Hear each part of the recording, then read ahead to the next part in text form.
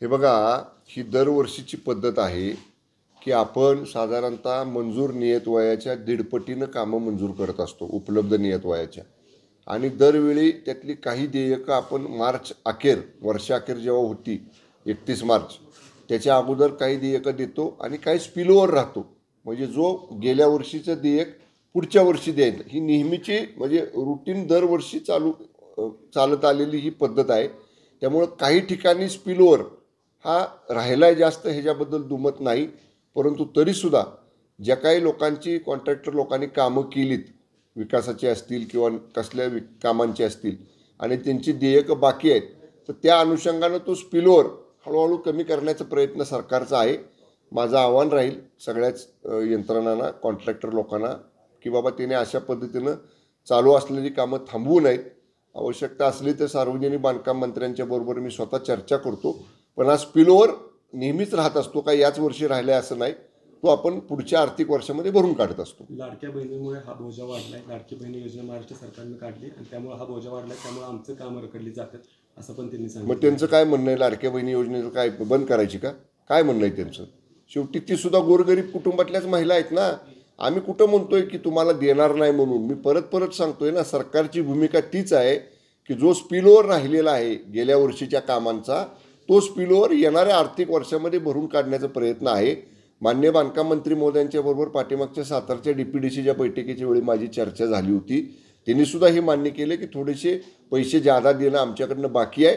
परंतु ते म्हटले वित्तमंत्र्यांच्या बरोबर चर्चा करून 31 मार्चपूर्वी जास्तीत जास्त निधी उपलब्ध करून ठेकेदारांची देयकं देण्याचा त्यांचा प्रयत्न आहे. देवेंद्र फडणवीस वर्षा बंगल्यावर का राहिला जात नाहीत असा सवाल संजय राऊत करतायत. अशी काही त्यांना भीती वाटते? याबाबत त्यांनी काल पत्रकार परिषदेमध्ये त्यांनी विचारणा केली. कसं आहे, आता ते संजय राऊत काही उठसूट बोलत बसतील. हे बघा, ही नेहमीची पद्धत आहे. संजय राऊतांना माहीत नसेल, पूर्वीच्या मुख्यमंत्र्यांनी निवासस्थान रिकामं केलं की नवीन मुख्यमंत्री राहायला जाण्यापूर्वी काही डागडुजी करतात, रंगरंगोटी करतात, काही फर्निचर बदलतात. त्यामुळं ह्या गोष्टी नियमित आहेत तो. त्यामुळं ह्या मान्य शिंदेसाहेबांनी मुख्यमंत्री पदावरनं पाय उतार झाल्यानंतर वर्षा बंगला सोडला.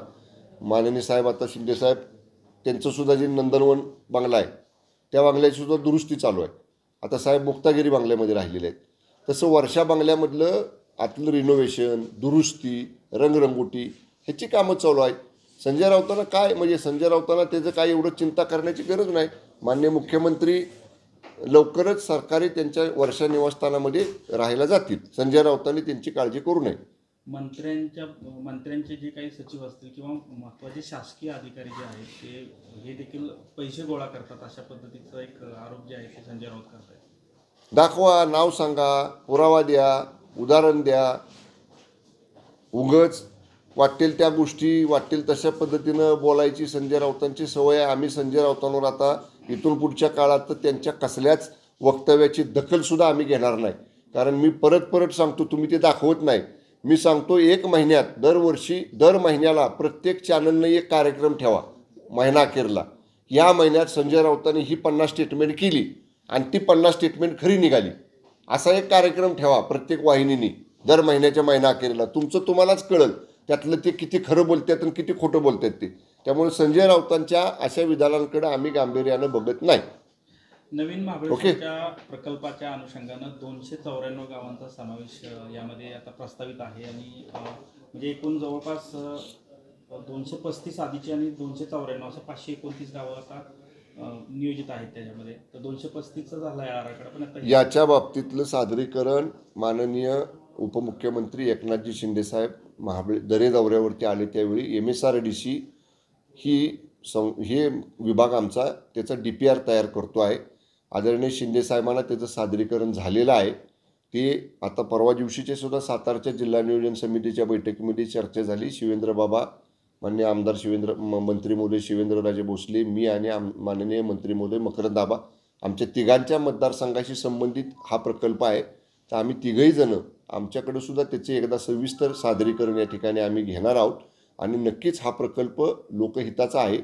महाबळेश्वर पाचगणीवरती जो ताण पडतोय तो विखुरला जाईल आणि पर्यटकांना अधिक निसर्गाचं सौंदर्य तिथे मिळेल बघायला. आणि MSRDC सारखी एक नावाजलेली यंत्रणा त्याचा DPR तयार करते आहे. त्यामुळं सातारा जिल्ह्याच्या आणि पश्चिम महाराष्ट्राच्या आणि एकूणच महाराष्ट्राच्या पर्यटनाला गती देणारा हा प्रकल्प आहे. सरकार याच्या बाबतीत सकारात्मक आहे.